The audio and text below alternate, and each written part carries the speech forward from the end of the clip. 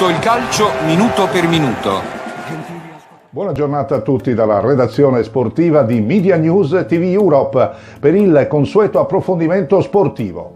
Fermo il campionato di Serie A per gli impegni della nazionale di Roberto Mancini, fari puntati quest'oggi sul campionato regionale d'eccellenza giunto alla 10ª giornata di andata. Il Carbonia Calcio continua a dare strappi alla classifica e si porta a ruota la risposta della Ferrini, ma non quella del Castiadas, che perdendo lo scontro diretto in casa contro la Nuorese subisce l'aggancio proprio ad opera dei barbaricini. Significative anche le vittorie di misura per Ossese e Ghilarza, che chiudono il gruppo di vertice creando il buco nella zona centrale della classifica, dove il Bosa non si muove per il match rinviato con la San Marco, ma soprattutto l'Atletico Uri resta al palo, sconfitto e agganciato dal Guspini, che fa incassare ai giallorossi il terzo KO di fila.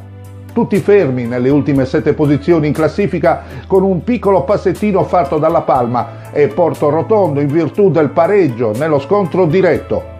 4 giorni dopo la gara d'andata della semifinale di Coppa Italia, finita in parità, l'Arbus si presenta allo Zoboli contro il Carbonia, propositivo e pericoloso, ma i minerari biancoblù di mister Marongiu, sempre solidi, meno distratti e soprattutto bravi a rimediare all'occasione più ghiotta fallita su calcio di rigore calciato dal bomber Curreli al 24esimo del primo tempo e neutralizzato dall'ottimo e reattivo Mereu.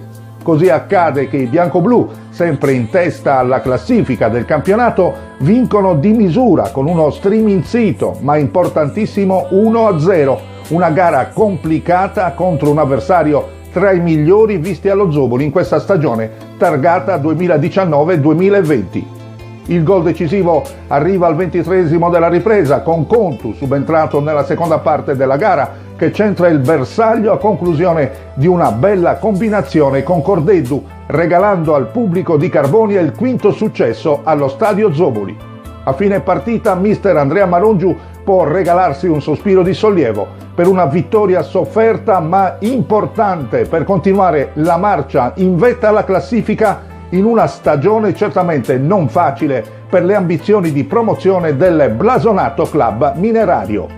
Grazie a tutti per la cortese attenzione da Renato Scanu e dalla redazione sportiva di Media News TV Europe. La più cordiale buona giornata!